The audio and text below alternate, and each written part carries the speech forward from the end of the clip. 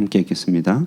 이스라엘의 남은 자는 악을 행하지 아니하며 거짓을 말하지 아니하며 입에 거짓된 혀가 없으며 먹고 놓을지라도 그들을 두렵게 할 자가 없으리라. 아멘. 오늘 하루도 주의 사랑 가운데 거하시기를 주님의 이름으로 축원드립니다. 저는 어제 16개 교회, 호치민 지역의 16개 교회 26명의 목회자 부부가 모인 교회 협의회 총회에 잘 참석하고 왔습니다. 이렇게 교회 협의회에 모이게 되면, 또 총회로 모이게 되면 공식적인 모임이 있고 비공식적인 모임이 있습니다. 공식적인 모임을 통해서는 예배를 드리고 회의를 하고 또 투표를 하여 임원을 선출하고 또 임원 회의를 하게 됩니다. 비공식적인 모임을 통해서는 이제 개인적인 삶의 문제들, 또 이곳 선교지와 목회에 대한 여러 도움을 주고받게 되죠. 자, 그런 이제 개인적인 만남들이나 공식적이지 않는 그런 모임들을 통하여서 또 때로는 개인적인 질병들, 또 때로는 쉽게 내어놓기 힘든 마음의 병에 대한 이야기를 자연스럽게 나누면서 격려도 받고 또 위로를 얻는 시간이 되곤 합니다. 이 시간들을 잠깐 함께 보내면서요, 한편으로는 사역자들이 각각 품고 계신 사명의 무게를 좀 느낄 수 있었습니다. 사역에 능하든 그렇지 않든, 잘하든 못하든 모두가 짊어지고 있는 그 사명의 무게가 참 보통의 무게는 아니구나, 이런 것들을 느낄 수 있었고요. 그러면서도 이렇게 함께 섬기고 함께하는 그런 시간들 가운데서 그 속에 지워지지 않는 또 사명의 기쁨들도 좀 묻어나고 있음을 보게 되었습니다. 틈틈이 대화 가운데 또 예배 가운데 하나님의 종으로 살아간다는 어떤 감격들, 그리고 부족한 우리를 불러서 하나님의 자녀뿐만 아니라 사역자로 삼아주신다는 그 일의 감격과 기쁨이 우리들 속에 좀 있었음을 보게 되죠. 그렇게 한 해 한 해를 우리 목사님들 또 승리하면서 살아가심을 보게 되는 그런 시간이었습니다. 오늘 새벽 본문은 하나님의 사람으로 살아가는 기쁨, 이것을 좀 말해준다고 할 수 있습니다. 하나님의 사람으로 살아가는 기쁨. 이 주제를 나누기 위해서는 사실은 끝까지 다 읽어야 되는데요, 시간 관계상 앞부분만 좀 읽었습니다. 하나님의 사람으로 살아가는 기쁨, 오늘 14절 딱 13절 그 다음 부분인데 한번 읽어보도록 하겠습니다. 읽겠습니다. 시작. 시온에 따라 노래할지어다. 이스라엘아 기쁘게 부를지어다. 예루살렘에 따라 전심으로 기뻐하며 즐거워할지어다. 노래하라, 기쁘게 부르라, 전심으로 기뻐하며 즐거워하라, 이렇게 얘기하고 있죠. 오늘 본문이 스바냐 전체 맥락에서 매우 특별한 부분은 여호와의 진노의 불, 소멸하시는 불이 결코 없애지 못하는 그런 기쁨을 우리에게 도드라지게 보여주고 있기 때문에 그렇습니다. 그것을 약속하고 있기 때문에 그래요. 불교에서는 수행자들을 화장하고 난 뒤에 그 몸에 태워지지 아니하는 흔적들, 살이라고 하죠. 살이라고 하는 것을 매우 중요하게 여기죠. 불도 태우지 못하도록 몸에 남겨져 있는 이런 수행의 흔적들이기 때문에 이렇게 눈여겨보는 것입니다. 자, 그런데요, 이런 흔적은 모두에게 약속된 것은 아니죠. 특정한 몇몇 사람들에게만 있지만, 그러나 오늘 본문에서는 이처럼 꼭 살이라고 할 만큼, 표현할 만큼 매우 아주 강력하면서도 모든 믿는 자에게 주어지는 기쁨의 약속이 주어졌다는 것을 우리에게 말하고 있습니다. 그래서 우리 그 유명한 말씀이 17절 말씀에도 있죠. 한번 읽겠습니다. 시작. 너의 하나님 여호와가 너희 가운데 계시니 그는 구원을 베푸실 전능자시라. 그가 너로 말미암아 기쁨을 이기지 못하시며 너를 잠잠히 사랑하시며 너로 말미암아 즐거이 부르며 기뻐하시리라 하리라. 하나님의 기쁨, 그 기쁨을 받는 우리들의 기쁨 얘기하고 있습니다. 오늘 이 기쁨의 맥락을 조금 더 이해하면 얼마나 이 약속이 소중한지 알 수 있죠. 스바냐, 우리 지난 토요일에 잠시 살폈지만 저도 오늘 설교를 준비하려다 보니까 토요일 날 설교한 내용을 다 잊어버렸더라고요. 그래서 여러분들, 저도 준비하는 저도 잘 잊어버리니 여러분 제가 그렇게 보진 않겠습니다. 다 기억하고 계시는 것으로 알고 다시 생각해 보면 이 스바냐 므낫세 50년의 악한 통치 이후에 쓰여진 성경입니다. 그리고 여러분 50년 동안의 우상숭배 악한 통치는 불가역적인 타락을 가져왔어요. 어떻게 회복할 수가 없는 것입니다. 그러니 이 회복이 불가능한 이스라엘의 그 내리막길 끝에 일어날 일을 얘기하고 있는 거예요. 이 스바냐가요. 그러니까 시한부 선고를 내리는 의사의 마음으로 쓰고 있습니다. 1장에서는 그날을 여호와의 날이다 이렇게 얘기하죠. 그러니까 여호와의 날이 무슨 축복에 받는 날이 아니라 내리막길의 종착점, 곧 멸망과 패망의 날입니다. 2장에서는 꼭 이스라엘의 패망과 같이 모든 열방의 타락의 결과 만민에 대한 하나님의 심판이 있을 것이다. 이게 2장의 내용입니다. 그리고 오늘 3장 초도에서는 아주 적나라하게 이스라엘의 방백들, 선지자 제사장들과 같이 이미 지도층에서 무너지기 시작한 영적인 부패를 경고하는 것이죠.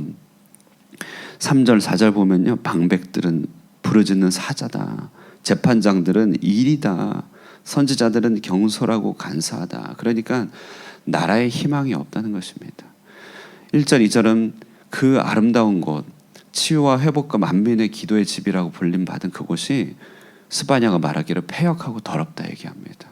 그러니까 교회 나오면 우리가 회복되고 은혜를 받고 변화될 것을 기대하지만 하나님 나라가, 하나님의 도성이 이렇게 화 있는 곳, 포악한 성읍이라고 하니 얼마나 슬픈 일입니까? 2절에 보면요, 이 이스라엘 백성들의 그 타락상에 대해서 4가지 노라고 얘기합니다. 4가지 이들이 상습적으로 범하고 있는 노를 얘기하고 있어요. 명령에 대해서 노, 듣지 않겠다는 것이죠. 2절에 교훈을 받는 일에 대해서 노, 여호와를 의뢰하는 일에 대해서 노, 하나님께 가까이 가는 일에 대해서 노. 그러니 4가지 아니함을 반복적으로 수행하는 이들의 완고함과 고집스러움이 희망이 없는 것이죠. 이들에게는 오직 시한부 인생만 있을 뿐입니다. 그래서 스바냐 전체의 어조는 하나님의 완전한 징계를 얘기합니다. 형벌과 같은 소멸하는 불을 얘기하고 있어요. 특별히 오늘 3장 8절 보세요. 나 여호와가 말하노라. 그러므로 내가 일어나 벌할 날까지 너희는 나를 기다리라.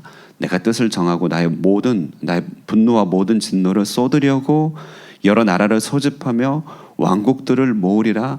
온 땅이 나의 질투의 불에 소멸되리라. 전쟁을 예비하시고 서로를 부딪히게 하심으로 하나님의 진노가 쏟아지는 장면을 예고하고 있습니다. 그리고 실제로 이것이 말이 아니라 실제인 것은 기원전 586년에 바벨론의 제국주의 침공으로 말미암아 팔레스타인이 완전히 쑥대밭이 되었기 때문에 이 말이 맞는 것이죠.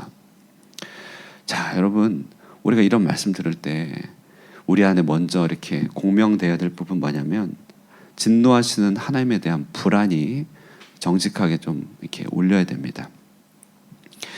우리가 하나님 앞에 죄인인 거로 하나님 이름 부를 때 마음 편하게 부를 수 있는 사람은 원래 없습니다. 키에르케고르라고 하는 신학자는 사람의 가장 기본적인 상태를 불안이라고 말하고 있어요. 절대자 앞에서의 불안입니다. 우리가 아무리 대범해도요, 그렇지 않다라고 그렇게 우리가 가릴 수가 없다는 것이에요. 가리는 것은 하나님 앞에 완고한 것이죠. 죄를 향한 하나님의 미움과 공의로운 집행들은 하늘로부터 쫓아나기 때문에 우리의 양심이 떨 수밖에 없습니다. 교회를 다니는 어떤 분이 상담가에게 상담을 요청했는데요, 하나님이 너무 두렵다는 것이에요. 잘못하면 벌을 내릴 것 같고 표정을 달리하시고 하나님을 의식하며 산다는 것이 너무나 고달프다고 이렇게 상담가한테 얘기했습니다. 그러니까 상담가가 이렇게 얘기해요. 하나님을 의식하고 사는 것이 그렇게 힘들면 그러면 그런 하나님 버려버리세요.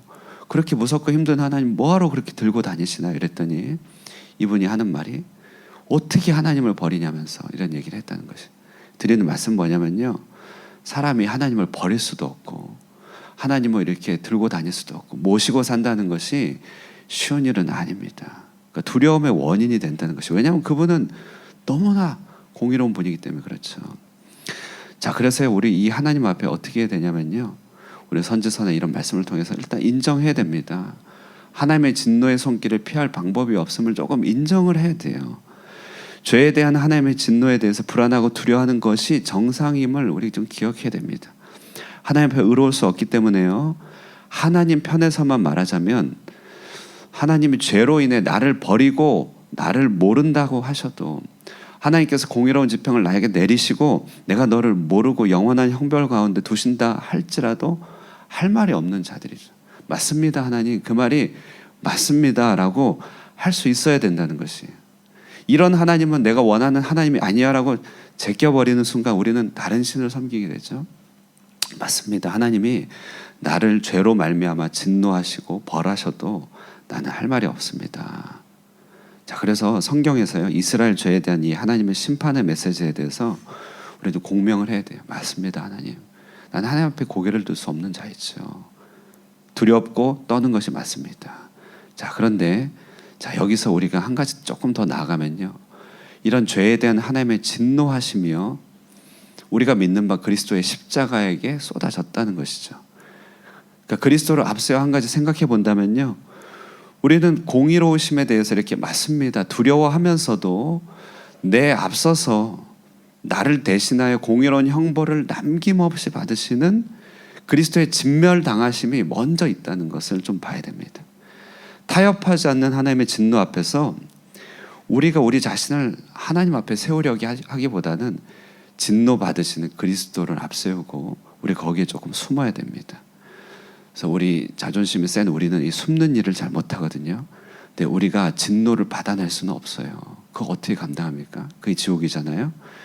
그러니까 그리스도의 십자가가 하나님께로부터 받은 모든 진노의 표징이고 사실이니 그것을 바라보면서 십자가 뒤로 숨는 것이죠.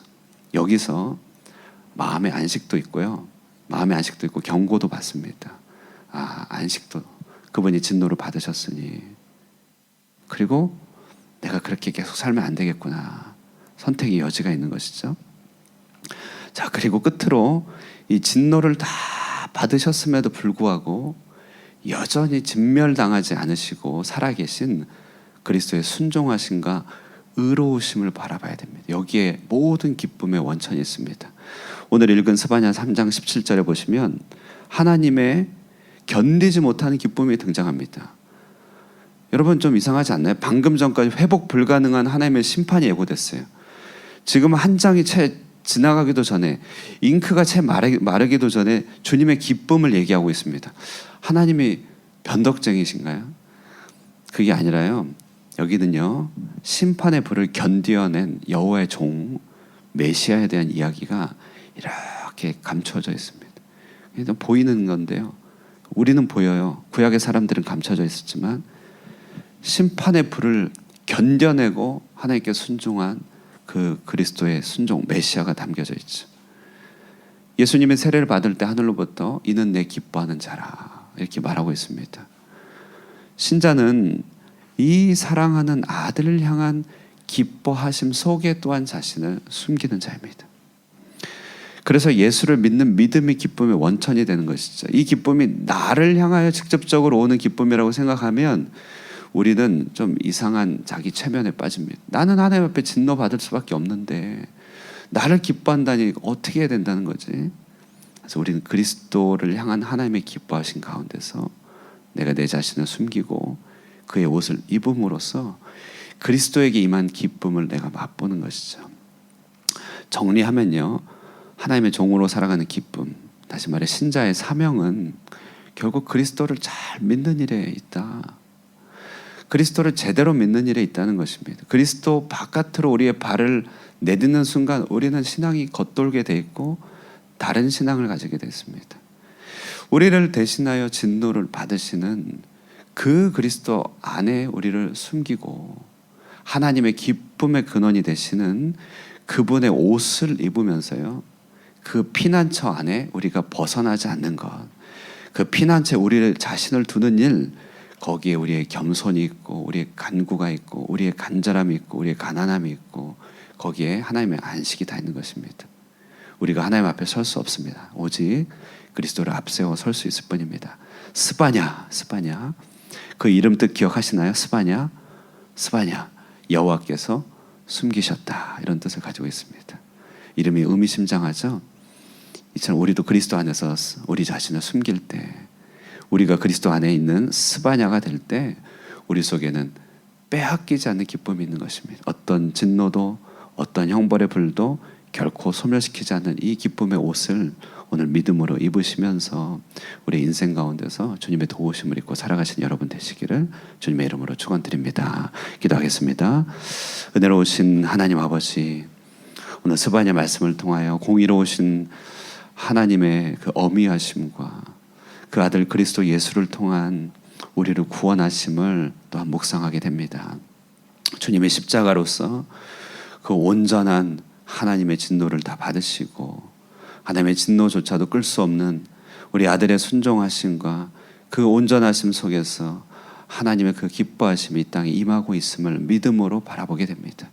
그러므로 오늘도 그리스도의 십자가에 우리 자신을 숨기며 하나님의 기쁨이 되시는 그리스도로 옷 입고 우리가 주님의 자리에 우리가 우리 자신을 숨기며 또 주님의 그 역할을 또 주님의 그 옷을 입고 감당하며 주님의 기뻐하심을 입는 자 되길 원합니다. 우리 삶을 힘들게 하고 불안하게 하고 두렵게 하는 것이 이 땅에 많다 할지라도 오직 한 분 그리스도를 의지하며 그 속에서 변치 않는 기쁨을 누리게 하여 주시고 하나님의 돌보심과 하나님의 은총의 손길을 힘입어서 오늘 하루도 예수 그리스도의 이름으로 승리케 하여 주시옵소서. 이 아침에도 우리 자신을 주의 십자가 그늘 아래 숨깁니다.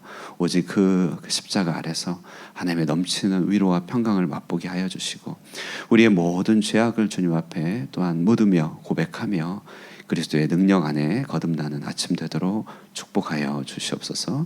한 분 한 분을 주님께서 붙들어 주시고 안수하시고 동행하여 주시기를 간절히 바라고 예수님의 이름으로 기도드리옵나이다. 아멘.